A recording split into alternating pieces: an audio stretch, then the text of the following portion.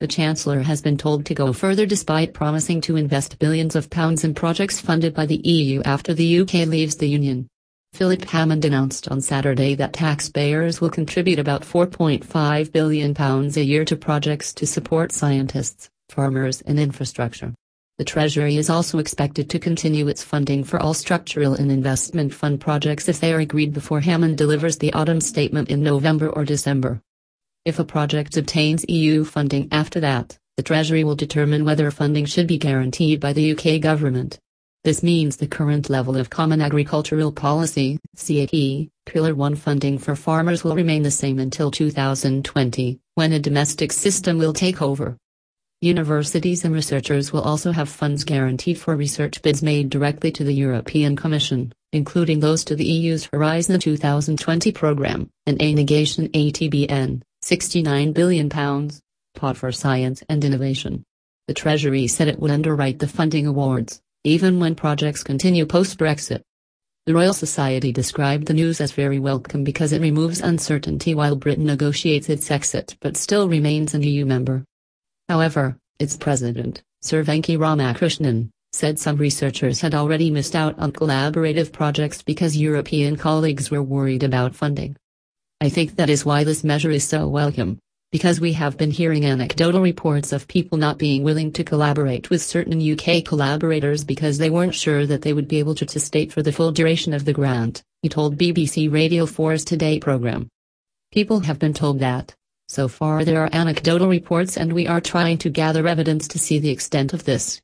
Ramakrishnan called for an extension of the guarantee for projects approved after the autumn statement. He said, "Our hope is that any grants that are awarded while we are still in the EU should be allowed to complete."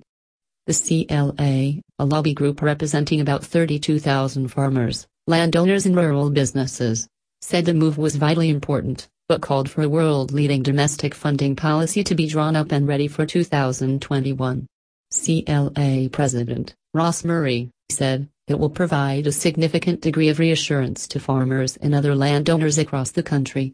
We have been clear, since the start of the EU referendum campaign, that this is the first decision ministers had to make to reassure rural businesses in the advent of a Brexit vote. It is therefore a strong signal that will give confidence to businesses considering their future in a difficult agricultural market."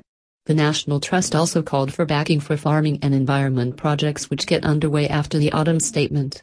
A spokesman said, "We welcome the government's decision to continue with funding for newly agreed and existing agri-environment schemes. But set against this is the continued uncertainty should new applications be restricted beyond this autumn. This would put at serious risk decades of effort by farmers and organizations like ours to protect and enhance our countryside.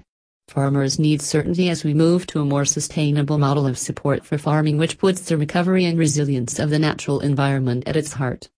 Better funded and more widely available agri-environment schemes would offer a bridge between the old and the new, helping farmers prepare for a future of new market opportunities whilst delivering greater public benefits from public money. The structural and investment funds that will be guaranteed include CAP Pillar 2, the European Social Fund, the European Maritime and Fisheries Fund and the European Regional Development Fund, including European Territorial Cooperation, also known as Interreg. Examples of projects that have received or are due to receive Regional Development Fund money include £5 million for the Graphene Engineering and Innovation Centre at the University of Manchester, £9 million for the Manufacturing Growth Programme to support areas in the Midlands, Yorkshire and the Humber and the East of England, and £3 million for a new Life Sciences Incubation and Innovation Centre at Portondown in Wiltshire. The Environment Secretary, Andrea Leadsom, said, "This guarantee of funding is excellent news for our farmers and our environment. I'm delighted we can provide this crucial certainty and continuity to our rural communities while we develop a new approach to supporting agriculture and protecting our precious countryside."